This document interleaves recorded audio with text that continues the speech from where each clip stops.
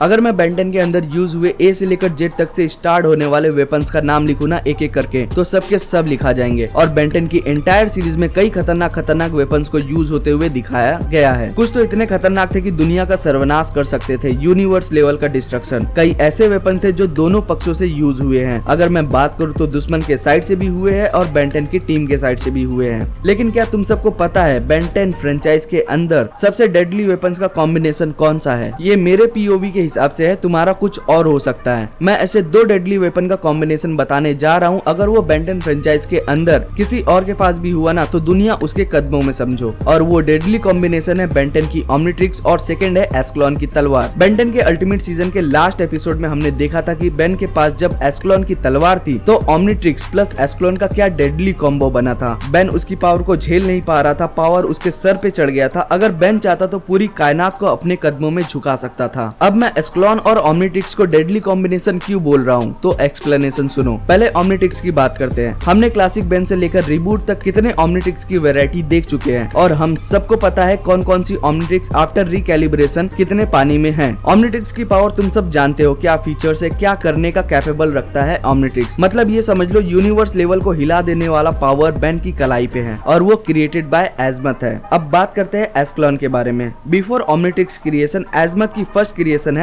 एस्क्लॉन की तलवार। और उसको वो इंस्पिरेशन कहाँ से आया? जो बेवफा जेनी थी उसके साथ जब एजमथ प्राइमस पे अपना टाइम काट रहा था तभी प्लेनेटरी सिस्टम के परफेक्ट अलाइनमेंट को देख के आइडिया आया। और एस्क्लॉन जो है यूनिवर्स के फंडामेंटल फोर्सेस को टैप करने के लिए बनाया गया था। एस्क्लॉन की तलवार बनने के बाद जब एजमथ ने सर जॉर्ज को फर्स्ट टाइम दिया था तो तभी एजमथ को अंदाजा लग गया था कि एस्क्लॉन की तलवार किस लेवल की डिस्ट्रक्शन और तबाही के काबिल है। एस्क्लॉन की पावर क्या ही एक्सप्लेन करूँ, तुम सबको पता ही होगा। सर जॉर्ज एस्क्लॉन की मदद से 1700 से ज्यादा साल तक जिए थे और विलगैक्स ने भी एस्क्लॉन की पावर को टेस्ट किया था और वो भी संभाल नहीं पाया था क्योंकि बहुत ओवर पावर थी एस्क्लॉन की तलवार। फिर बाद में बेन ने यूज किया था एस्क्लॉन की तलवार को तो तुम सबको अंदाजा लग ही गया होगा कि क्या भौकाल है एस्क्लॉन की तलवार। अब देखो मैं एस्क्लॉन और ओमनिट्रिक्स को डेडली कॉम्बिनेशन क्यों बोल रहा हूँ तो मेरी एक्सप्लेन की हुई बातों को वापस से ध्यान से सुनना। एस्क्लॉन को यूज करके सर जॉर्ज ने 1700 साल तक जिए थे और इतनी पावरफुल स्वॉर्ड को यूज करके किसी को भी पेल सकते हैं। तो सोचो बेन क्या क्या कर सकता है। वो तो पूरी कायनात की अम्मा बहन कर सकता है। बेन 10 खुद को अमर कर सकता है इन दो टूल्स की मदद से। इसलिए मैं डेडली कॉम्बिनेशन बोलता हूँ एस्क्लॉन और ओमनिट्रिक्स को। तुम्हारी क्या राय है कमेंट में बताओ और भी बेन 10 से रिलेटेड वीडियोस के लिए सब्सक्राइब करो और देखते रहो गिकी बबुआ।